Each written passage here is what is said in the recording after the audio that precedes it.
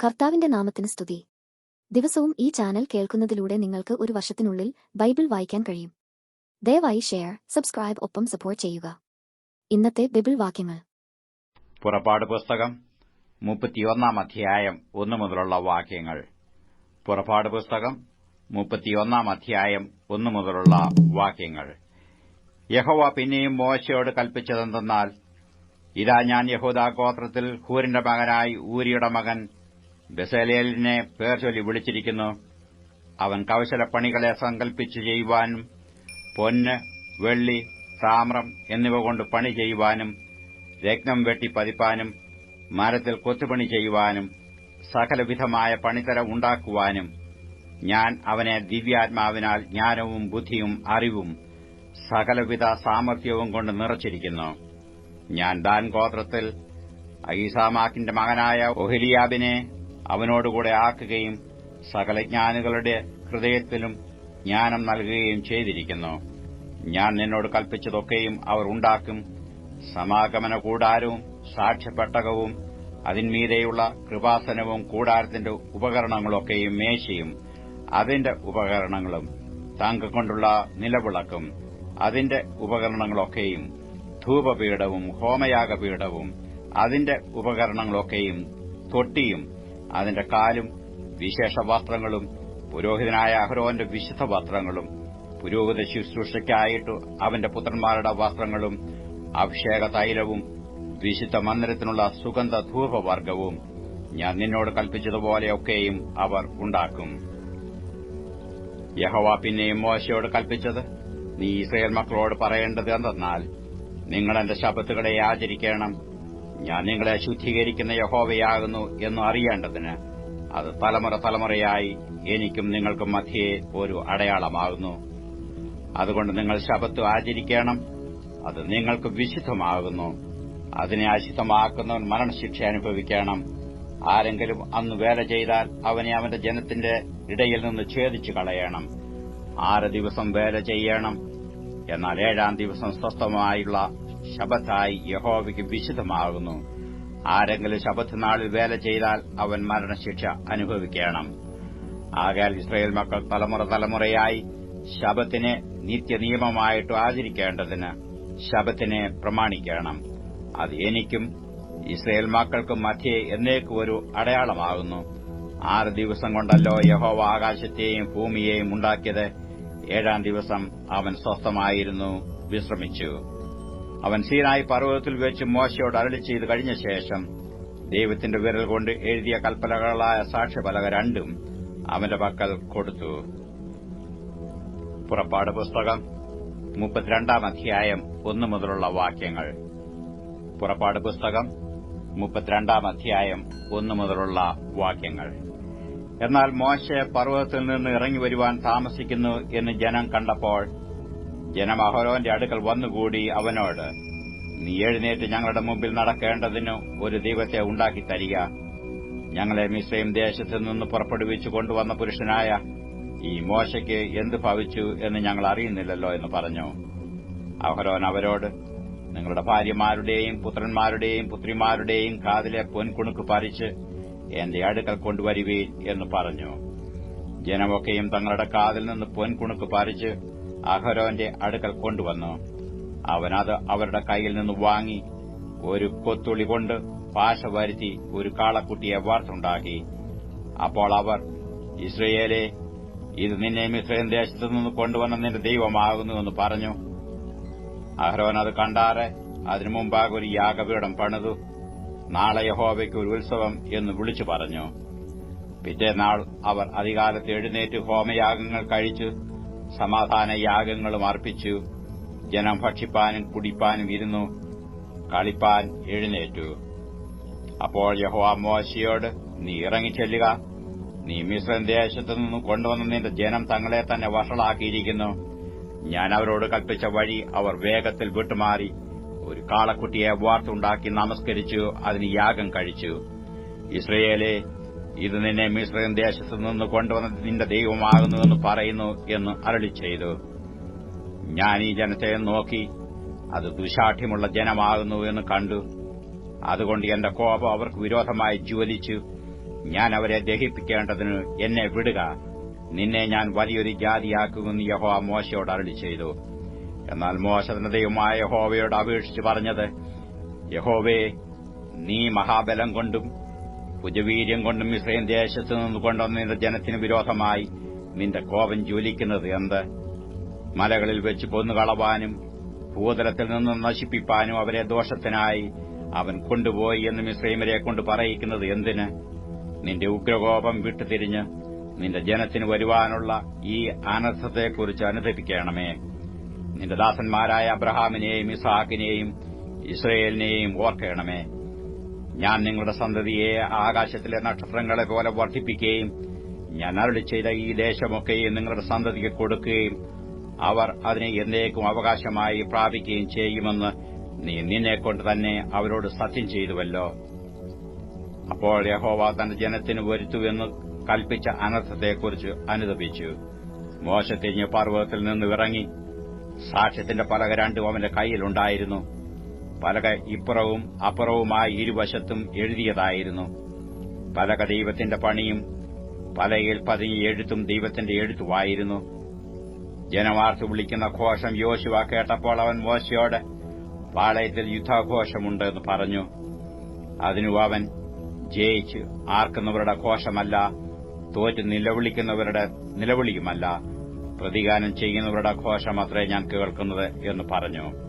അവൻ പാളയത്തിന് സമീപിച്ചപ്പോൾ കാളക്കുട്ടിയെയും നൃത്തങ്ങളെയും കണ്ടു. അപ്പോൾ മോശയുടെ കോപം ജ്വലിച്ചു. അവൻ പലകകളെ കൈയിൽ നിന്ന് എറിഞ്ഞ് പർവ്വതത്തിന്റെ അടിവാരത്ത് വെച്ച് പൊട്ടിച്ചു കളഞ്ഞു.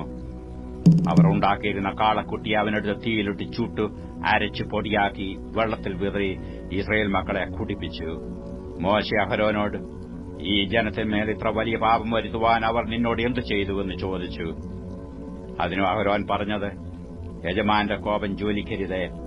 ഈ ജനം ദോഷത്തിലേക്ക് ചാഞ്ഞിരിക്കുന്നതെന്ന് നീ അറിയുന്നുവല്ലോ. ഞങ്ങൾക്ക് മുമ്പായി നടക്കേണ്ടതിന് ഒരു ദൈവത്തെ ഉണ്ടാക്കി തരേണം. ഞങ്ങളെ മിസ്രയീം ദേശത്തു നിന്ന് കൊണ്ടുവന്ന പുരുഷനായ ഈ മോശയ്ക്ക് എന്ത് ഭവിച്ചുവെന്ന് ഞങ്ങൾ അറിയുന്നില്ലല്ലോ എന്ന് അവർ എന്നോട് പറഞ്ഞു. ഞാൻ അവരോട്, പൊന്നുള്ളവർ അത് പറിച്ചെടുക്കട്ടെ എന്ന് പറഞ്ഞു. അവർ അത് എന്റെ പക്കൽ തന്നു. ഞാനത് തീയിലിട്ടു. ഈ കാളക്കുട്ടി പുറത്തു വന്നു.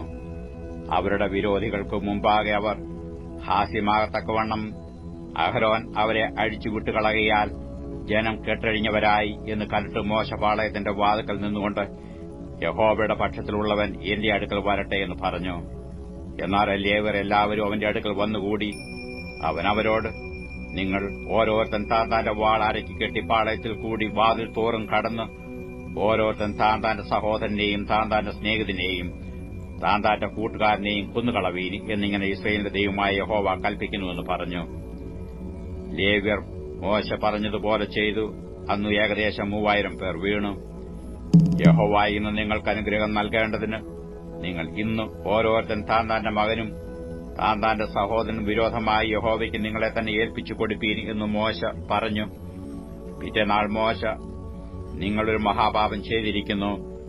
ഇപ്പോൾ ഞാൻ യഹോവയുടെ അടുക്കൽ കയറി ചെല്ലും. പക്ഷേ നിങ്ങളുടെ പാപത്തിനു വേണ്ടി പ്രായശ്ചിത്തം വരുത്തുവാൻ എനിക്ക് ഇടയാകുമെന്ന് പറഞ്ഞു. അങ്ങനെ മോശ യഹോവയുടെ അടുക്കൽ മടങ്ങിച്ചെന്ന് പറഞ്ഞത് എന്തെന്നാൽ, അയ്യോ, ഈ ജനം മഹാപാതകം ചെയ്തു പൊന്നുകൊണ്ട് തങ്ങൾക്കൊരു ദൈവത്തെ ഉണ്ടാക്കിയിരിക്കുന്നു. എങ്കിലും നീ അവരുടെ പാപം ക്ഷമിക്കണമേ. അല്ലെങ്കിൽ നീ എഴുതിയ പുസ്തകത്തിൽ നിന്ന് എന്റെ പേർ മായ്ച്ചു കളയണമേ. യഹോവ മോശയോട്, എന്നോട് പാപം ചെയ്തവന്റെ പേർ ഞാൻ എന്റെ പുസ്തകത്തിൽ നിന്ന് മായ്ച്ചു കളയും. ആകയാൽ നീ പോയി ഞാൻ നിന്നോട് അരുളി ചെയ്ത ദേശത്തേക്ക് ജനത്തെ കൂട്ടിക്കൊണ്ടു പോകാം. എന്റെ ദൂതൻ നിന്റെ മുമ്പിൽ നടക്കും. എന്നാൽ എന്റെ സന്ദർശന ദിവസത്തിൽ ഞാൻ അവരുടെ പാപം അവരുടെ മേൽ സന്ദർശിക്കും അരുളി ചെയ്തു. ആരോൻ ഉണ്ടാക്കിയ കാളക്കുട്ടിയെ ജനം ഉണ്ടാക്കിച്ചതാകൊണ്ട് യഹോവ അവരെ ദണ്ഡിപ്പിച്ചു. യോഹന്നാൻ എഴുതിയ സുവിശേഷം 5-ാം അധ്യായം 1 മുതലുള്ള വാക്യങ്ങൾ. യോഹന്നാൻ എഴുതിയ സുവിശേഷം 5-ാം അധ്യായം 1 മുതലുള്ള വാക്യങ്ങൾ. അതിന്റെ ശേഷം യഹൂദന്മാരുടെ ഒരു ഉത്സവം ഉണ്ടായിട്ട് യേശു യെരുശലേമിലേക്ക് പോയി. യെരുശലേമിൽ ആട്ടുവാതിൽക്കൽ ബെഥെസ്ദ എന്ന് എബ്രായ പേരുള്ള ഒരു കുളമുണ്ട്. അതിന് 5 മണ്ഡപം ഉണ്ട്. അവയിൽ വ്യാധിക്കാർ, കുരുടർ, മുടന്തർ, ക്ഷയരോഗികൾ, ഇങ്ങനെ വലിയൊരു കൂട്ടം വെള്ളത്തിന്റെ ഇളക്കം കാത്തുകൊണ്ട് കിടന്നിരുന്നു. അതത് സമയത്ത് ഒരു ദൂതൻ കുളത്തിൽ ഇറങ്ങി വെള്ളം കലക്കും. വെള്ളം കലങ്ങിയ ശേഷം ആദ്യം ഇറങ്ങുന്നവൻ ഏത് വ്യാധി പിടിച്ചവനായിരുന്നാലും അവന് സൗഖ്യം വരും. എന്നാൽ 38 ആണ്ട് രോഗം പിടിച്ചു കിടന്നൊരു മനുഷ്യൻ അവിടെ ഉണ്ടായിരുന്നു. അവൻ കിടക്കുന്നത് യേശു കണ്ടു. ഇങ്ങനെ ഏറിയ കാലമായിരിക്കുന്നു എന്നറിഞ്ഞ് നിനക്ക് സൗഖ്യമാകുവാൻ മനസ്സുണ്ടോ എന്നു അവനോട് ചോദിച്ചു. രോഗി അവനോട്, യജമാനനെ, വെള്ളം കലങ്ങുമ്പോൾ എന്നെ കുളത്തിലാക്കുവാൻ എനിക്ക് ആരുമില്ല. ഞാൻ തന്നെ ചെല്ലുമ്പോൾ മറ്റൊരുത്തൻ എനിക്ക് മുമ്പായി ഇറങ്ങുന്നു എന്ന് ഉത്തരം പറഞ്ഞു. യേശു അവനോട്, എഴുന്നേറ്റ് നിന്റെ കിടക്ക എടുത്ത് നടക്ക എന്ന് പറഞ്ഞു. ഉടനെ ആ മനുഷ്യൻ സൗഖ്യമായി കിടക്കയെടുത്തു നടന്നു. എന്നാൽ അന്ന് ശബ്ബത്തായിരുന്നു. ആകയാൽ യഹൂദന്മാർ സൗഖ്യം പ്രാപിച്ചവനോട്, ഇന്ന് ശബ്ബത്താകുന്നു, കിടക്ക എടുക്കുന്നത് വിഹിതമല്ല എന്ന് പറഞ്ഞു. അവൻ അവരോട്, എന്നെ സൗഖ്യമാക്കിയവൻ കിടക്ക എടുത്ത് നടക്ക എന്ന് എന്നോട് പറഞ്ഞു എന്ന് ഉത്തരം പറഞ്ഞു. അവർ അവനോട്, കിടക്ക എടുത്ത് നടക്ക എന്ന് നിന്നോട് പറഞ്ഞ മനുഷ്യൻ ആർ എന്ന് ചോദിച്ചു. എന്നാൽ അവിടെ പുരുഷാരം ഉണ്ടായിരിക്കയാൽ യേശു മാറിക്കളഞ്ഞതുകൊണ്ട് അവൻ ആരെന്ന് സൗഖ്യം പ്രാപിച്ചവൻ അറിഞ്ഞില്ല. അനന്തരം യേശു അവനെ ദൈവാലയത്തിൽ വെച്ച് കണ്ടു അവനോട്, നോക്ക്, നിനക്ക് സൗഖ്യമായല്ലോ. അധികം തിന്മയായത് ഭവിക്കാതിരിപ്പാൻ ഇനി പാപം ചെയ്യരുത് എന്ന് പറഞ്ഞു. ആ മനുഷ്യൻ പോയി തന്നെ സൗഖ്യമാക്കിയത് യേശു എന്ന് യഹൂദന്മാരോട് അറിയിച്ചു. യേശു ശബ്ബത്തിൽ അത് ചെയ്യുക കൊണ്ട് യഹൂദന്മാർ അവനെ ഉപദ്രവിച്ചു. യേശു അവരോട്, എന്റെ പിതാവ് ഇന്നുവരെയും പ്രവർത്തിക്കുന്നു, ഞാനും പ്രവർത്തിക്കുന്നു എന്ന് ഉത്തരം പറഞ്ഞു. അങ്ങനെ അവൻ ശബ്ബത്തിനെ ലംഘിച്ചതുകൊണ്ട് മാത്രമല്ല, ദൈവം സ്വന്തം പിതാവ് എന്ന് പറഞ്ഞ് തന്നെത്താൻ ദൈവത്തോട് സമമാക്കിയതുകൊണ്ടും യഹൂദന്മാർ അവനെ കൊല്ലുവാൻ അധികമായി ശ്രമിച്ചു പോന്നു. ആകയാൽ യേശു അവരോട് ഉത്തരം പറഞ്ഞത്, ആമേൻ ആമേൻ ഞാൻ നിങ്ങളോട് പറയുന്നു, പിതാവ് ചെയ്തു കാണുന്നത് അല്ലാതെ പുത്രന് സ്വതയെ ഒന്നും ചെയ്യുവാൻ കഴിയുകയില്ല. അവൻ ചെയ്യുന്നത് എല്ലാം പുത്രനും അവണ്ണം തന്നെ ചെയ്യുന്നു. പിതാവ് പുത്രനെ സ്നേഹിക്കുകയും താൻ ചെയ്യുന്നതൊക്കെയും അവന് കാണിച്ചു കൊടുക്കുകയും ചെയ്യുന്നു. നിങ്ങൾ ആശ്ചര്യപ്പെടുമാറ് ഇവയിൽ വലിയ പ്രവൃത്തികളും അവന് കാണിച്ചു കൊടുക്കും. പിതാവ് മരിച്ചവരെ ഉണർത്തി ജീവിപ്പിക്കുന്നതുപോലെ പുത്രനും താൻ ഇച്ഛിക്കുന്നവരെ ജീവിപ്പിക്കുന്നു. എല്ലാവരും പിതാവിനെ ബഹുമാനിക്കുന്നതുപോലെ പുത്രനെയും ബഹുമാനിക്കേണ്ടതിന് പിതാവ് ആരെയും ന്യായം വിധിക്കാതെ ന്യായവിധി എല്ലാം പുത്രന് കൊടുത്തിരിക്കുന്നു. പുത്രനെ ബഹുമാനിക്കാത്തവൻ അവനെ അയച്ച പിതാവിനെയും ബഹുമാനിക്കുന്നില്ല. ആമേൻ ആമേൻ ഞാൻ നിങ്ങളോട് പറയുന്നു, എന്റെ വചനം കേട്ട് എന്നെ അയച്ചവനെ വിശ്വസിക്കുന്നവന് നിത്യജീവനുണ്ട്. അവൻ ന്യായവിധിയിലാകാതെ മരണത്തിൽ നിന്ന് ജീവങ്കിലേക്ക് കടന്നിരിക്കുന്നു. ആമേൻ ആമേൻ ഞാൻ നിങ്ങളോട് പറയുന്നു, മരിച്ചവർ ദൈവപുത്രന്റെ ശബ്ദം കേൾക്കുകയും കേൾക്കുന്നവർ ജീവിക്കുകയും ചെയ്യുന്ന നാഴിക വരുന്നു, ഇപ്പോൾ വന്നുമിരിക്കുന്നു. പിതാവിന് തന്നിൽ തന്നെ ജീവനുള്ളതുപോലെ അവൻ പുത്രനും തന്നിൽ തന്നെ ജീവനുള്ളവൻ ആകുമാർ വരം നൽകിയിരിക്കുന്നു.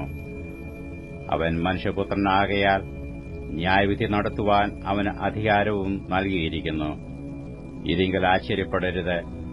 കല്ലറകളിൽ ഉള്ളവർ എല്ലാവരും അവന്റെ ശബ്ദം കേട്ടു.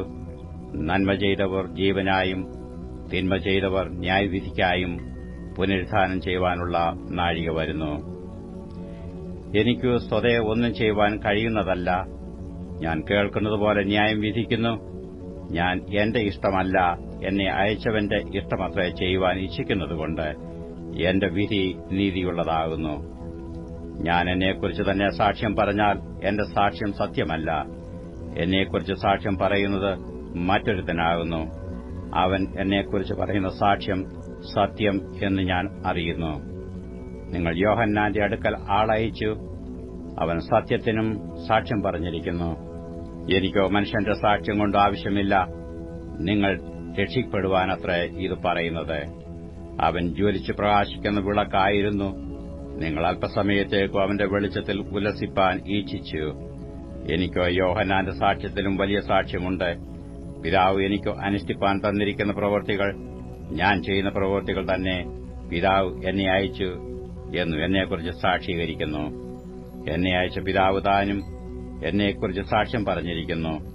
നിങ്ങൾ അവന്റെ ശബ്ദം ഒരു നാളും കേട്ടിട്ടില്ല, അവന്റെ രൂപം കണ്ടിട്ടില്ല. അവന്റെ വചനം നിങ്ങളുടെ ഉള്ളിൽ വസിക്കുന്നതുമില്ല. അവൻ അയച്ചവനെ നിങ്ങൾ വിശ്വസിക്കുന്നില്ലല്ലോ. നിങ്ങൾ തിരുവെഴുത്തുകളെ ശോധന ചെയ്യുന്നു, അവയിൽ നിങ്ങൾക്ക് നിത്യജീവനുണ്ട് എന്ന് നിങ്ങൾ നിരൂപിക്കുന്നുവല്ലോ. അവ എനിക്ക് സാക്ഷ്യം പറയുന്നു. എങ്കിലും ജീവൻ പ്രാപിക്കേണ്ടതിന് എന്റെ അടുക്കൽ വരുവാൻ നിങ്ങൾക്ക് മനസ്സില്ല. ഞാൻ മനുഷ്യരോട് ബഹുമാനം വാങ്ങുന്നില്ല, എന്നാൽ നിങ്ങൾക്ക് ഉള്ളിൽ ദൈവസ്നേഹമില്ല എന്ന് ഞാൻ അറിഞ്ഞിരിക്കുന്നു. ഞാൻ എന്റെ പിതാവിന്റെ നാമത്തിൽ വന്നിരിക്കുന്നു, എന്നെ നിങ്ങൾ കൈക്കൊള്ളുന്നില്ല. മറ്റൊരുത്തൻ സ്വന്തം നാമത്തിൽ വന്നാൽ അവനെ നിങ്ങൾ കൈക്കൊള്ളും. തമ്മിൽ ബഹുമാനം വാങ്ങിക്കൊണ്ടു ഏകദൈവത്തിന്റെ പക്കൽ നിന്നുള്ള ബഹുമാനം അന്വേഷിക്കാത്ത നിങ്ങൾക്ക് എങ്ങനെ വിശ്വസിപ്പാൻ കഴിയും? ഞാൻ പിതാവിന്റെ മുമ്പിൽ നിങ്ങളെ കുറ്റം ചുമത്തും എന്ന് നിങ്ങൾക്ക് തോന്നരുത്. നിങ്ങളെ കുറ്റം ചുമത്തുന്നവനുണ്ട്. നിങ്ങൾ പ്രത്യാശ വച്ചിരിക്കുന്ന മോശയെ തന്നെ. നിങ്ങൾ മോശയെ വിശ്വസിച്ചുവെങ്കിൽ എന്നെയും വിശ്വസിക്കുമായിരുന്നു. അവൻ എന്നെക്കുറിച്ച് എഴുതിയിരിക്കുന്നു. എന്നാൽ അവന്റെ എഴുത്ത് നിങ്ങൾ വിശ്വസിക്കുന്നില്ല. എങ്കിൽ എന്റെ വാക്ക് എങ്ങനെ വിശ്വസിക്കും? 41 സങ്കീർത്തനം 1 മുതലുള്ള വാക്യങ്ങൾ. 41 സങ്കീർത്തനം 1 മുതലുള്ള വാക്യങ്ങൾ. എളിയവനെ ആദരിക്കുന്നവൻ ഭാഗ്യവാൻ. അനർത്ഥ ദിവസത്തിൽ യഹോവ അവനെ വിടുവിക്കും. യഹോവ അവനെ കാത്ത് ജീവനോടെ പാലിക്കും. അവൻ ഭൂമിയിൽ ഭാഗ്യവാനായിരിക്കും. അവന്റെ ശത്രുക്കളുടെ ഇഷ്ടത്തിന് നീ അവനെ ഏൽപ്പിക്കുകയില്ല. യഹോവ അവനെ രോഗശയ്യയിൽ താങ്ങും. ദീനത്തിൽ നീ അവന്റെ കിടക്ക എല്ലാം മാറ്റിവിരിക്കുന്നു. യഹോവേ, എന്നോട് കൃപ തോന്നി എന്നെ സൌഖ്യമാക്കണമേ. നിന്നോടല്ലോ ഞാൻ പാപം ചെയ്തത് എന്ന് ഞാൻ പറഞ്ഞു. അവനെപ്പോൾ മരിച്ചു, അവന്റെ പേർ നശിക്കും എന്ന് എന്റെ ശത്രുക്കൾ എന്നെക്കുറിച്ച് ദോഷം പറയുന്നു. ഒരുത്തൻ എന്നെ കാണുവാൻ വന്നാൽ അവൻ കപടവാക്ക് പറയുന്നു. അവന്റെ ഹൃദയം നീതികേട് സംഗ്രഹിക്കുന്നു. അവൻ പുറത്തുപോയി അത് പ്രസ്താവിക്കുന്നു. എന്നെ പകയ്ക്കുന്നവരൊക്കെയും എനിക്ക് വിരോധമായി തമ്മിൽ മന്ത്രിക്കുന്നു. അവർ എനിക്ക് ദോഷം ചിന്തിക്കുന്നു. ഒരു ദുർവ്യാധി അവന് പിടിച്ചിരിക്കുന്നു. അവൻ കിടപ്പിലായി, ഇനി അവൻ എഴുന്നേൽക്കയില്ല എന്നും അവർ പറയുന്നു. ഞാൻ വിശ്വസിച്ചവനും എന്റെ അപ്പം തിന്നവനുമായ എന്റെ പ്രാണസ്നേഹിതൻ പോലും എന്റെ നേരെ കുതികാൽ ഉയർത്തിയിരിക്കുന്നു. ഞാൻ അവർക്ക് പകരം ചെയ്യേണ്ടതിന് യഹോവേ, കൃപ തോന്നി എന്നെ എഴുന്നേൽപ്പിക്കണമേ. എന്റെ ശത്രു എന്നെ ചൊല്ലി ജയഘോഷം കൊള്ളാതിരിക്കുന്നതിനാൽ നിനക്ക് എന്നെ പ്രസാദമായിരിക്കുന്നു എന്ന് ഞാൻ അറിയുന്നു. നീ എന്റെ നിഷ്കളങ്കത്വം നിമിത്തം എന്നെ താങ്ങുന്നു. നിന്റെ മുമ്പിൽ എന്നേക്കും എന്നെ നിർത്തിക്കൊള്ളുന്നു. യിസ്രായേലിന്റെ ദൈവമായ യഹോവ എന്നും എന്നേക്കും വാഴ്ത്തപ്പെടുമാറാകട്ടെ. ആമേൻ, ആമേൻ.